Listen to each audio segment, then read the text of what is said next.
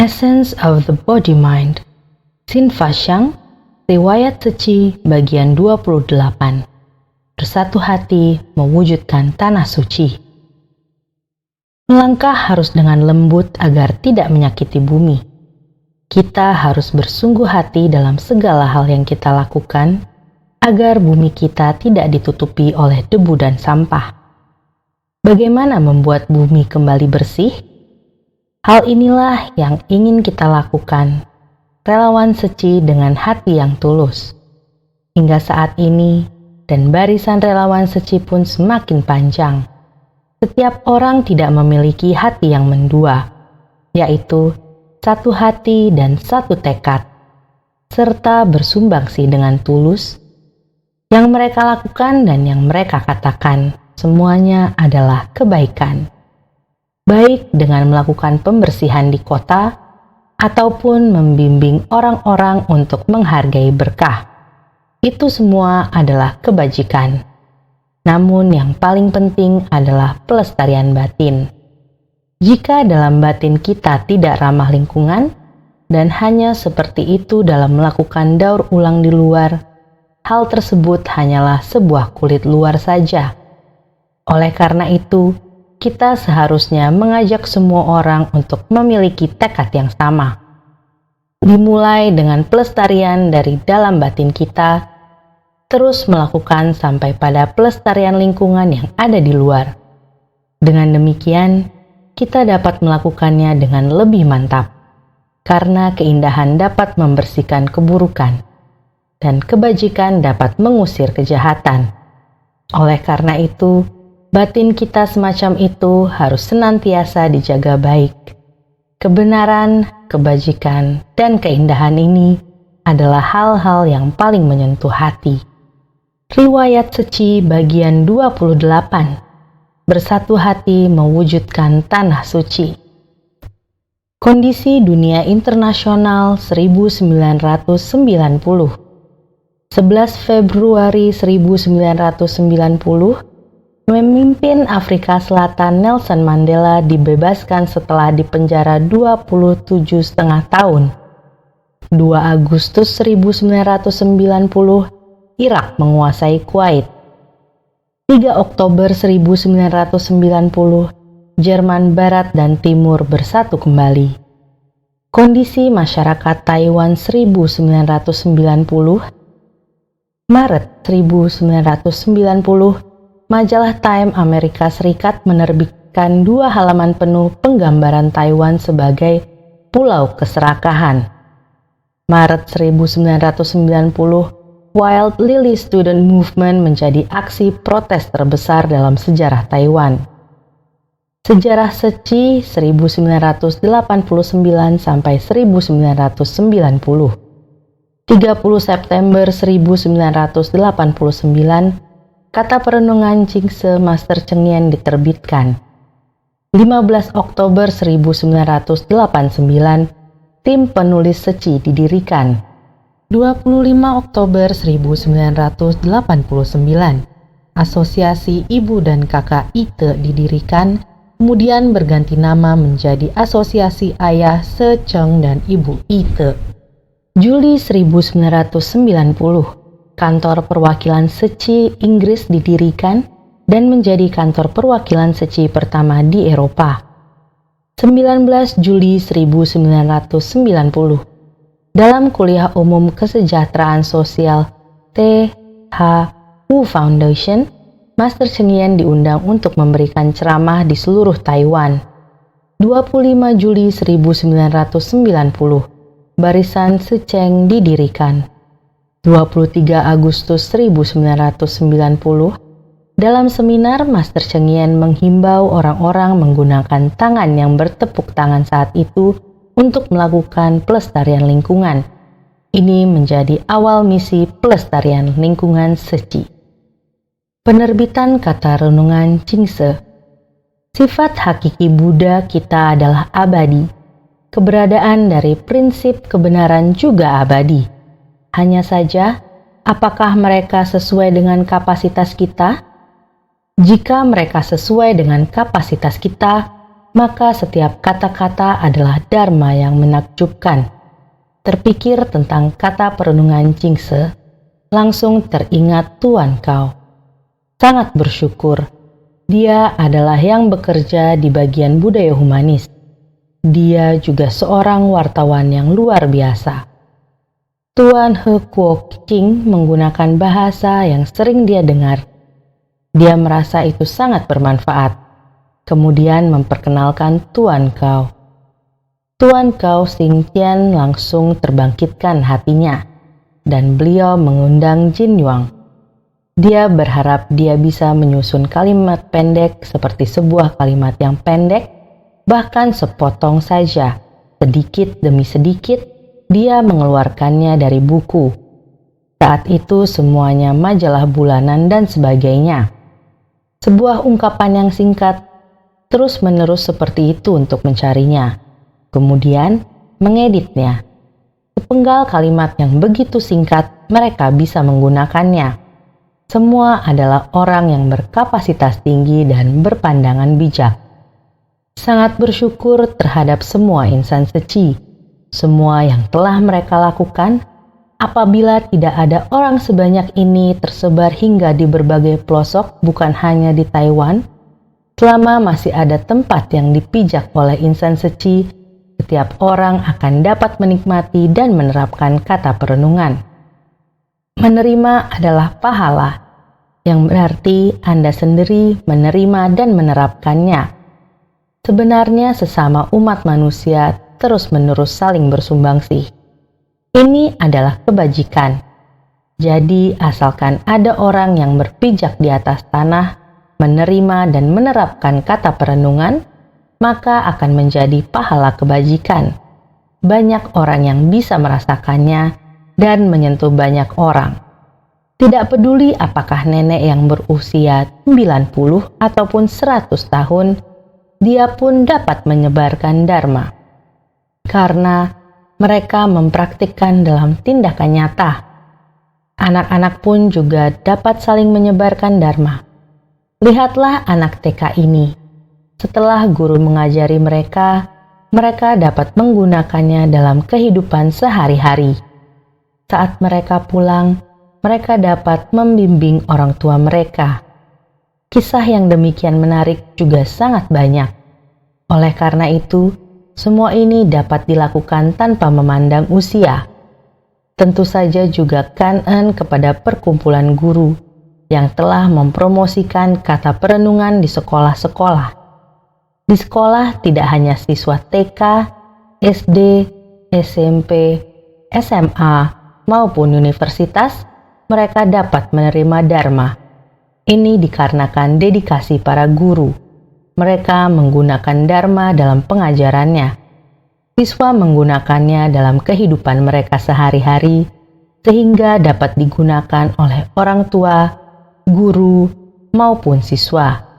Dapat digunakan di sekolah, di rumah, maupun hubungan antara manusia. Oleh karena itu, dapat diterima dan digunakan disebut sebagai pahala. Saat dharma dapat diterima dan diterapkan dalam batin, adalah orang yang rajin. Saat di mana kita bisa berpadu dengan kondisi, maka akan berubah menjadi pelatihan diri ke dalam sangat baik, sehingga berhubungan harmonis antara sesama, masalah, maupun prinsip kebenaran, berhubungan harmonis antara sesama, maka kita hendaknya menggabungkan orang dan masalah dalam pelatihan diri kita. Oleh karena itu, saya sering mengatakan kepada semua orang bahwa saat kita sepenuh hati melakukan, maka tiada rintang yang dapat menghalangi. Menulis untuk memupuk hati yang bijak. Pada akhir bulan September 1989, Bu Guru Chen Mei menerima tugas sebagai relawan pewawancara. Untuk meningkatkan jumlah artikel majalah dan terbitan suci, setelah itu lebih banyak relawan yang bergabung untuk menulis artikel. Pada 15 Oktober, secara resmi dibentuk tim penulis suci. Pada bulan Februari 1990, tim penulis mulai melaporkan pertemuan relawan. Master berceramah tentang tujuan ladang berkah dari tim penulis. Master berharap orang-orang dapat membangkitkan semangat bodhisatwa 1000 tangan dan 1000 mata untuk bersama-sama menyusun sutra besar yang ada di era ini. Tim penulis mulanya membuat tulisan sebagai yang utama. Pada bulan Desember 1995, program TV Dunia Seci mulai disiarkan. Para relawan pun mulai menjalankan wawancara untuk berita dan juga mengundang pembicara untuk membawakan kelas profesional yang disebut dengan relawan perekam video. Tim penulis dan relawan perekam awalnya beroperasi sendiri-sendiri. Pada akhir tahun 2002, Master berceramah mengenai video, foto, artikel digabung menjadi satu 3-in-1. Barulah bisa disebut dengan penyebaran yang lengkap. Maka dari itu, pada bulan Februari 2003, tim penulis dan relawan perekam resmi bergabung, sehingga menjadi relawan budaya humanis Chen San Mei atau 3-in-1. Ceramah Master tanggal 28 Juli 2013, pelatihan relawan Chen San Mei. Sejarah terbentuk dari kehidupan kita, namun kita juga harus membuat sejarah kita hidup kembali melalui upaya dokumentasi. Apa yang disebut sejarah? Sebelumnya saya sudah pernah berbagi dengan semua orang. Sejarah adalah hasil dari waktu, orang, dan masalah. 1 detik yang baru berlalu juga sudah menjadi sejarah. Jika kita ada merekam 1 detik yang berlalu tersebut, hal tersebut akan ada selamanya. Pada saat itu, Bapak Huang dan istrinya masih sangat muda. Karirnya berada di puncak. Fotografinya sangat terkenal. Beliau tidak hanya memotret di darat, melainkan juga mengambil foto dari udara. Pada saat itu, beliau dan istrinya datang ke Gria Jingse. Mungkin karena mereka tersentuh dari lubuk hati terdalam, mereka mengikuti langkah saya dengan erat. Pertemuan pagi relawan tanggal 27 Juli 2013. Chiang datang ke Hualien pada tahun 1986. Entah siapa yang memperkenalkannya untuk datang ke Hualien, mengambil gambar udara rumah sakit Seci Hualien yang sudah selesai dibangun. Mereka naik helikopter untuk mengambil gambar. Rumah sakit Seci yang saat itu baru selesai dibangun dari udara. Karena itu kami pun bertemu satu sama lain. Bertemu dirinya, hal pertama yang saya pikirkan adalah orang yang saya butuhkan sudah datang. Klip dialog. Ingat kasih sayang Seci, ingat cinta kasih Seci, ingat perhatian insan Seci yang tulus. Ceramah Master tanggal 28 Juli 2013. Pelatihan relawan Chen San Mei. Selama puluhan tahun ini, kita mulai memiliki tim video dan tim penulis.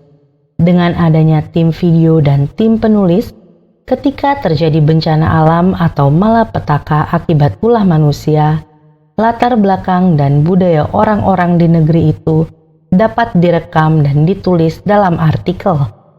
Apakah itu malapetaka akibat ulah manusia ataukah bencana alam?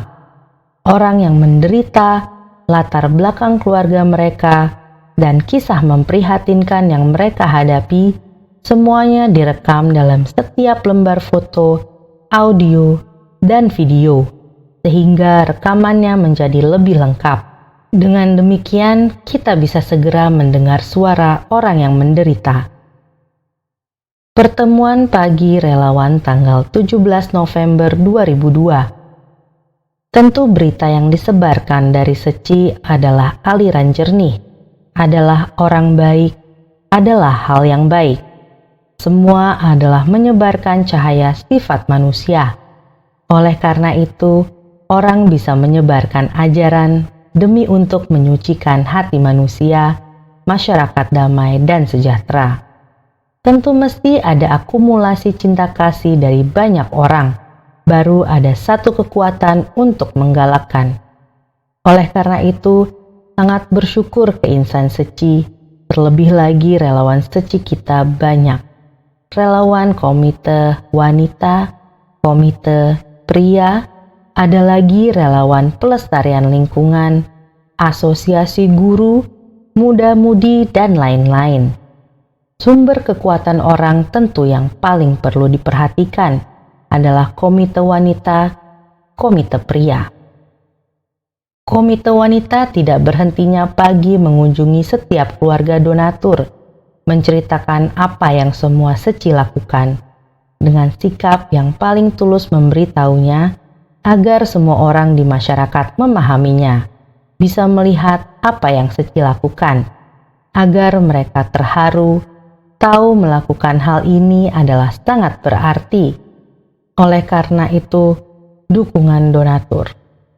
Barisan komite pria tidak tidur dan tidak istirahat, terus terjun ke dalamnya. Setiap usaha dan profesi juga ada.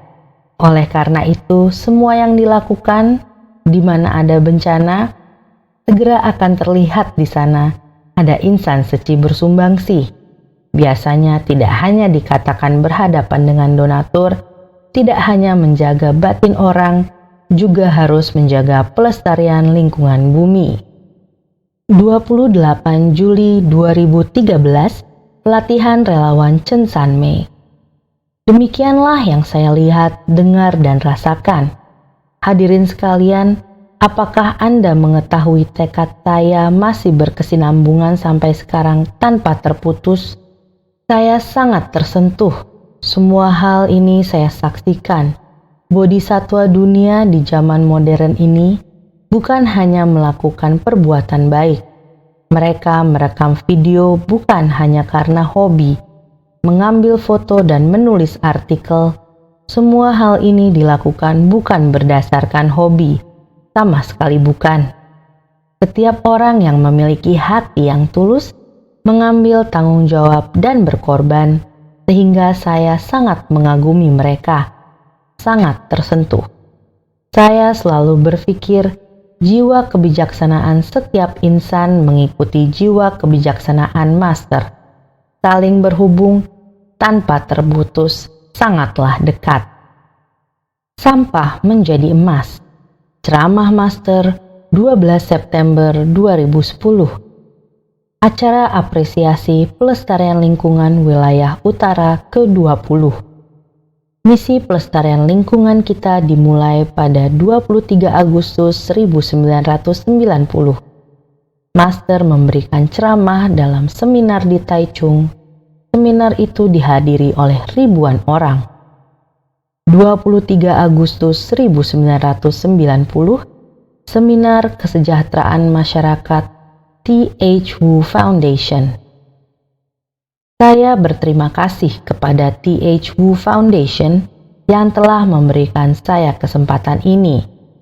Seminar kali ini didukung oleh 4 institusi, yaitu Tainan Spinning Corporation Limited, Universal Cement Corporation, Uni President Enterprise Corporation, dan Independence Evening Post. 12 September 2010, acara apresiasi pelestarian lingkungan wilayah utara ke-20. Pada hari itu di SMA Sinmin Taichung, di sekolah itu saya mulai menghimbau bahwa kita harus menggunakan tangan untuk bertepuk tangan untuk melakukan pelestarian lingkungan. Tentu saja saya mengatakan himbauan tersebut karena saya terinspirasi setelah melihat sesuatu. Jadi saya menyerukan himbauan tersebut pada saat itu. Sebenarnya apa yang telah saya lihat?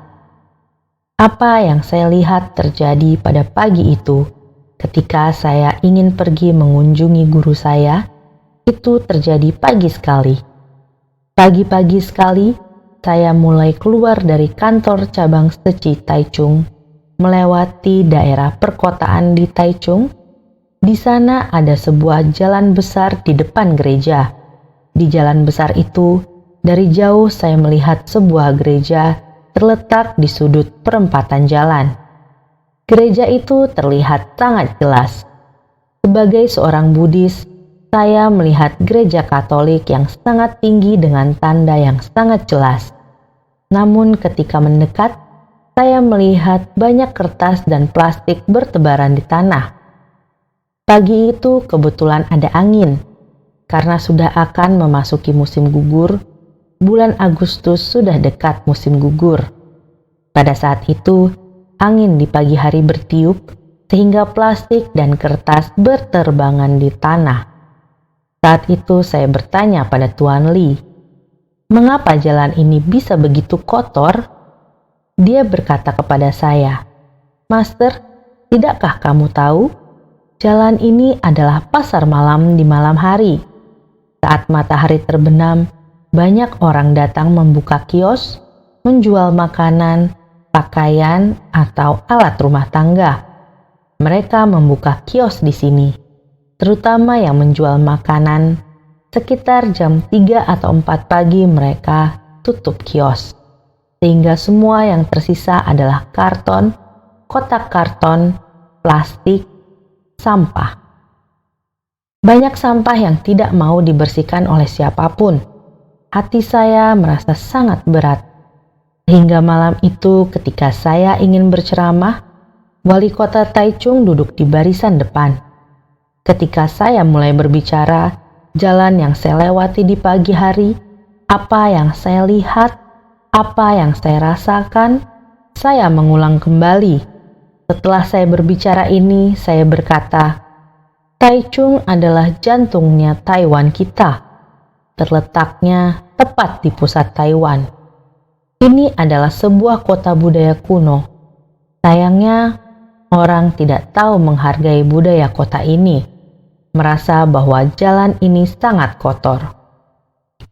Saya mulai berkata, sekarang bumi kita, gunung, sungai, dan tanah mulai berubah. Konservasi tanah dan air di pegunungan terus-menerus dirusak. Saat itu saya tahu bahwa bubur kertas dibuat dengan menebang pohon di hutan. Pohon berumur 20 tahun dapat menghasilkan 50 kg bubur kertas. Ini adalah saat saya tinggal di Hualien. Di masa lampau, saya secara pribadi mengunjungi Kan Eunhu kita. Pernah sekali saya pergi ke desa Guanghua, tempatnya dekat dengan Nanhua. Saya mencium bau yang sangat menyengat, sangat bau. Sewaktu saya ke sana untuk survei kasus, mencium aroma yang sangat bau, yaitu berasal dari bubur kertas Chunghwa. Saya lalu berkata, apakah saya boleh masuk ke pabrik bubur kertas untuk melihat-lihat? Akhirnya benar-benar masuk ke dalam untuk melihat-lihat. Begitu masuk pintu dengan pagar tembok, mulai yang terlihat pandangan yang tidak berujung, sebuah lahan yang sangat besar. Atasnya semua adalah kayu. Gelondongan kayunya sangat besar. Disusun semuanya di tempat itu, ada yang direndam di dalam kolam. Lalu ada orang yang keluar untuk memandu saya. Dia bilang, bubur kertas adalah berasal dari kayu yang diolah. Dan semua ini harus melalui pengolahan, karena kayu harus melalui pembusukan. Melalui diolah menjadi bubur, dengan demikian aromanya makanya sangat tidak bagus. Dia lalu berkata kepada saya, menanam pohon selama 20 tahun, sebatang pohon dapat diolah menjadi 50 kg bubur kertas. 50 kg bubur kertas. Dengan demikian, menebang sebatang pohon yang berusia 20 tahun. Pantas saja pohon di gunung tiada hentinya ditebang. Selain untuk diekspor, yaitu untuk perabotan, membangun rumah ataupun untuk perabotan, sisanya kebanyakan digunakan untuk membuat kertas. Setelah mendengarnya, hati sangat sakit. Jadi ini telah tersimpan di dalam hati untuk waktu yang sangat lama. Bagaimana agar dapat membuat bubur kertas ini tidak terus menebang pohon untuk membuat kertas? Pemikiran ini tersimpan di dalam batin. Untuk ekspor, kita tidak dapat menghalanginya. Membuat perabot, kita juga tidak mampu untuk mengatakannya. Tetapi kertas, bahan baku yang digunakan adalah porsi yang begitu besar. Tersimpan di dalam hati, demikian terus hingga waktu itu, pidato di bulan Agustus itu, akhirnya kesempatan telah tiba. 23 Agustus 1990, Seminar Kesejahteraan Sosial Wu Sun Xian. Saya berdiri di Taichung hari ini, yang juga kampung halaman saya. Saya memiliki satu harapan. Saya ingin membawa aliran kebajikan dari Seci untuk menyucikan masyarakat. Taiwan harus menjadi tanah suci. Saya berharap kita semua dapat bersatu menghimbau, mengajukan gerakan untuk menghilangkan sampah. Hadirin semuanya, malam ini ada 4 hingga 5.000 orang. Berarti ada 4 hingga 5.000 keluarga. Keluarga-keluarga ini ketika kembali pulang, kalian harus mulai mempraktekkan pemilahan sampah. Yang bisa didaur ulang, harus didaur ulang. Sehingga sumber daya kita tidak akan habis dipakai, tidak terbuang. Sehingga sumber daya dapat diperbaharui. Jika masyarakat dan pemerintah bisa bekerja sama, saya rasa ini dapat menyucikan masyarakat. Namun hadirin sekalian, sepasang tangan yang bertepuk tangan tadi bisa melakukan sesuatu. Apa yang bisa dilakukan? Pemilihan sampah, bukan begitu? Ini adalah sesuatu yang sangat saya harapkan.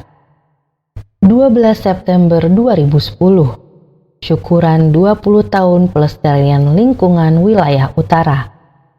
Karena semua orang mulai tepuk tangan, pada saat itu saya mendapatkan sebuah kesempatan dan saya bilang, apakah kita bisa menggunakan sepasang tangan kita yang tepuk tangan untuk mendaur ulang kertas dan plastik? 2 bulan kemudian saya tiba lagi di Taichung.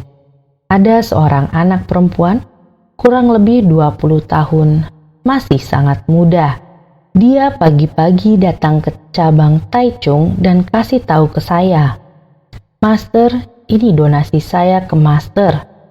Saya mengikuti himbauan Master. Master mau bangun rumah sakit, ini tambahan dari saya." Pada saat itu saya bertanya, "Kamu dapat dari mana duit sebanyak ini? Kenapa berat sekali?" Dia menjawab, "Master, prinsip kebenaran yang kamu sampaikan 2 bulan lalu, semuanya sangat benar. Namun saya tidak sanggup melakukannya." Dia kerja di pabrik konveksi sebagai tukang jahit. Dia bilang, "Saya setiap pagi harus kerja, melakukan kebajikan ini baik. Saya tahu, tapi saya tidak sanggup, saya tidak bisa lakukan." Tapi kemarin Master ada bilang, menggunakan kedua tangan kita untuk mendaur ulang kertas dan plastik. Saya sangat bahagia, saya dapat lakukan. Sejak hari itu, dia ke setiap rumah, termasuk yang dia tidak kenal, dia memohon, "Kakek, saya mohon, koran yang telah dibaca jika tidak perlu lagi, apakah bisa dikumpul?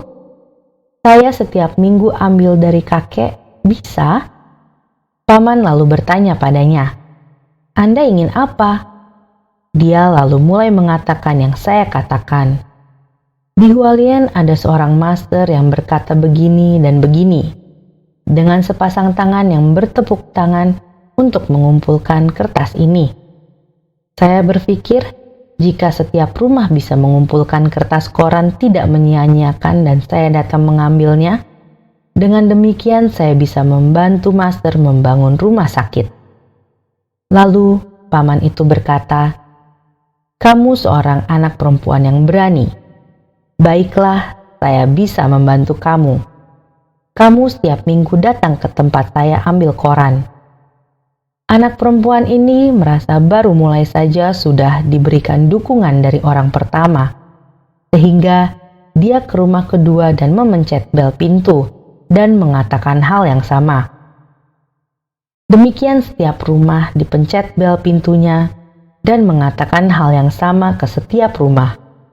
Jadi, dengan demikian dimulai setiap hari dia berbuat demikian. Setelah selang beberapa waktu, paman itu berkata kepada anak perempuan ini, "Melihat kamu kadang-kadang mengangkut 2-3 kali sehari dan menyusunnya dengan tinggi, ini sangat berbahaya. Saya telah membantu kamu menyewa sebuah gerobak. Sebuah gerobak kecil ukuran mini dan beroda 2, dan gerobak kecil ini bisa kamu pasangkan ke sepeda kamu. Jadi kamu bisa membawa lebih banyak dan tidak berbahaya. Ini adalah kebaikan hati kamu." Saya sangat tersentuh, sehingga setelah 2 bulan kemudian dia pergi menjual korannya dan membawa uangnya kepada master. Saya lalu berkata, "Harus buat tanda terima." Dan dia berkata, "Master, ini tidak perlu buat tanda terima." Saya berkata, "Saya tidak boleh tidak membuat tanda terima." Dan dia berkata, "Tetapi koran itu bukan punya saya. Itu milik orang lain. Saya hanya membantu mereka mengumpulkannya untuk daur ulang." Saya berkata, "Kalau demikian, kalau Anda merasa ini bukan milik Anda, bagaimana kalau kita memakai nama pelestarian lingkungan?" Dia menjawab, "Baik. Nama pelestarian lingkungan ini sangat baik." Jadi misi pelestarian lingkungan dimulai dari gadis muda ini.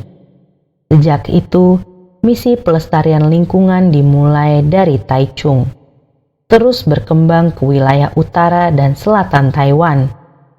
Sebenarnya himbauan saya didengar oleh ribuan orang, tapi hanya gadis muda itu yang membangkitkan tekad untuk melakukannya.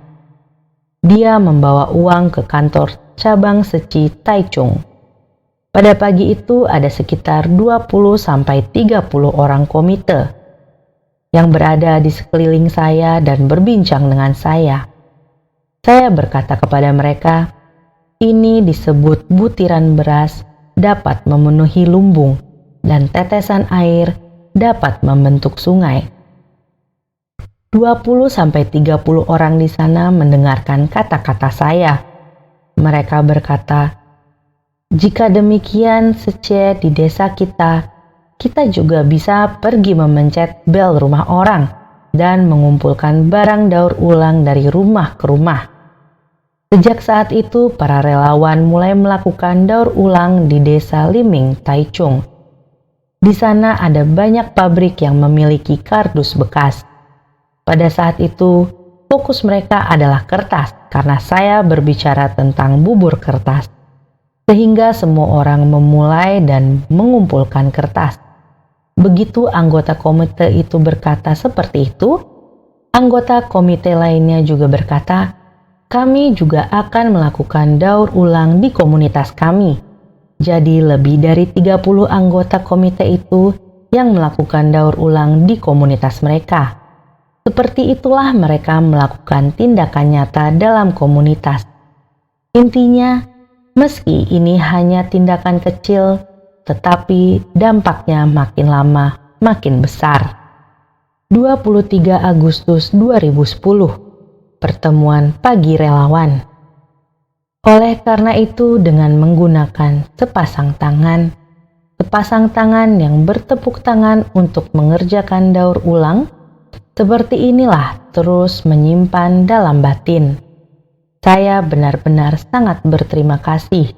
Dimulai dari ini, ada beberapa orang sejak bangun pagi sampai malam, sangat pagi sudah bangun, langit belum terang sudah bangun. Ada satu masa saya terus menghimbau dan memohon, "Kalian jangan tengah malam sudah bangun, jam 3 atau 4 sudah keluar rumah." Ada orang yang mengerjakan sampai jam 12, atau jam 1 lebih baru pulang ke rumah. Coba kamu bayangkan, bangun pagi sampai malam. Selalu bergabung di dalam depo daur ulang. Saya sungguh-sungguh sangat berterima kasih. Ada beberapa tempat yang menyediakan depo daur ulang. Dari depan pintu rumahnya, dari rumahnya, dari garasinya, dan lain-lain. Semuanya sediakan seperti ini. Sekarang ada orang yang menyumbangkan tanah, ada orang yang mengosongkan rumah. Semua adalah untuk Seci jadikan depo daur ulang. Sungguh adalah sebuah sumbangsih tanpa pamrih. Tahukah ada berapa banyak depo pendidikan pelestarian lingkungan? Ditata seperti sebuah taman hutan, dan semuanya adalah barang tidak terpakai yang didaur ulang kembali menjadi landscape. Keindahan lingkungan itu, botol-botol dan kaleng, tidak peduli yang seperti apa, mereka semua para suceng komite relawan pelestarian lingkungan, mengembangkan kebijaksanaan mereka. Dari barang tidak terpakai yang sudah dibuang, berubah menjadi hasil kerajinan tangan yang berseni. Ini sangat banyak. Terima kasih kepada relawan Chen San Mei kita, juga program acara Bodhisatwa Akar Rumput TAI TV telah merekamnya.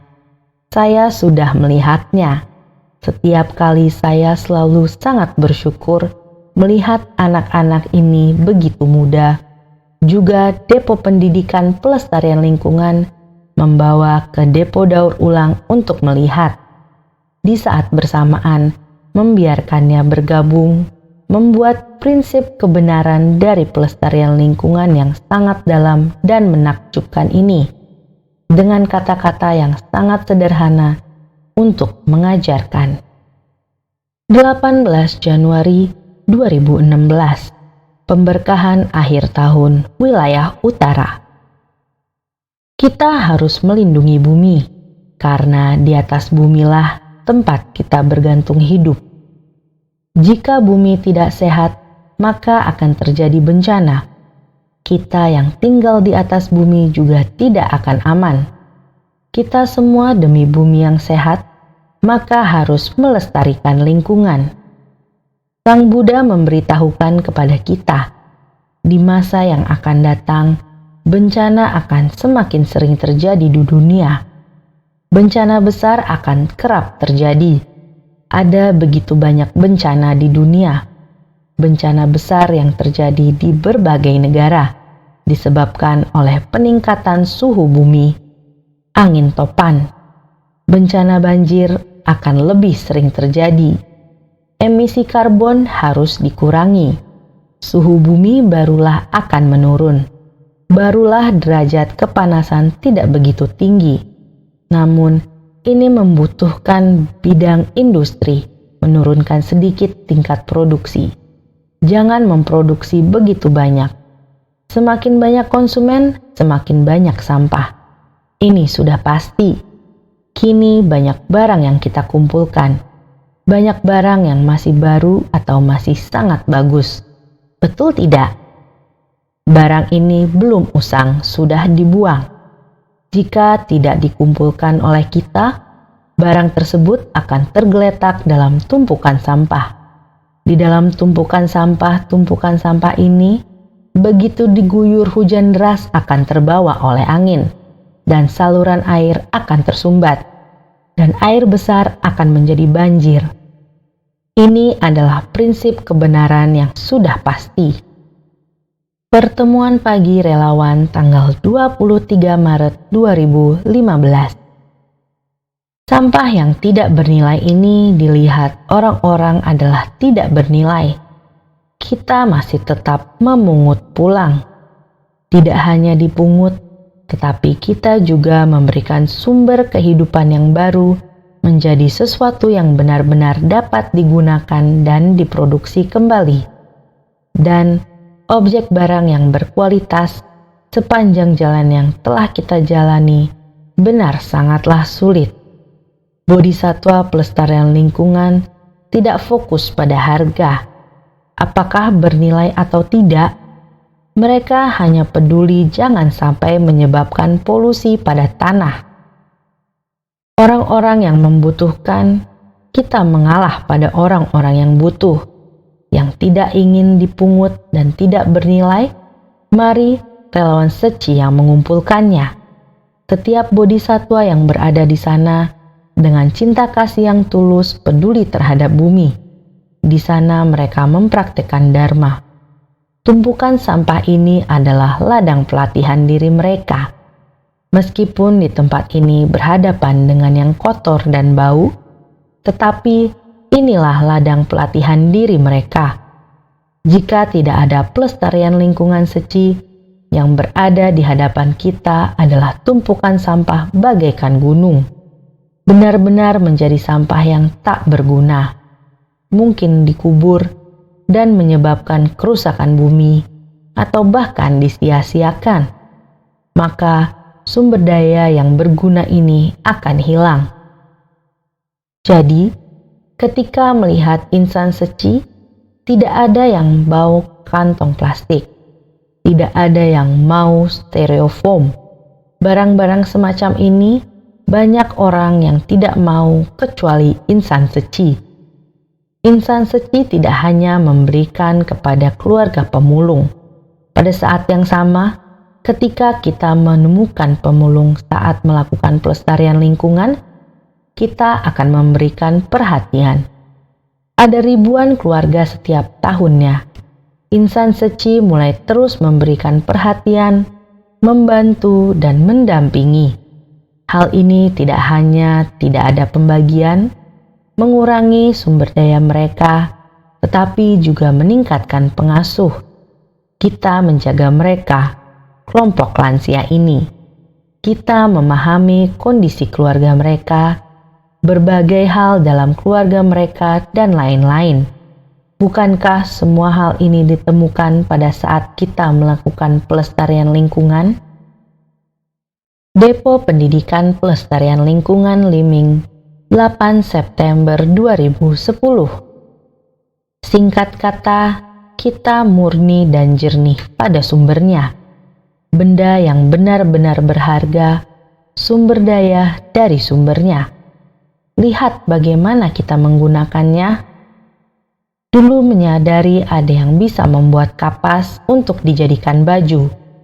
Pada saat itu baju sangat mahal, terbuat dari minyak. Tetapi pada saat itu kita merasa itu sangat berharga, karena dengan adanya pertambangan minyak, ternyata dapat membuat banyak barang. Menjadi barang apapun bisa digunakan dan menjadi murah. Menggunakan banyak rupa dan warna, mereka merasa leluasa menggunakannya. Setelah digunakan, barang dibuang, seperti menggunakan mangkuk plastik.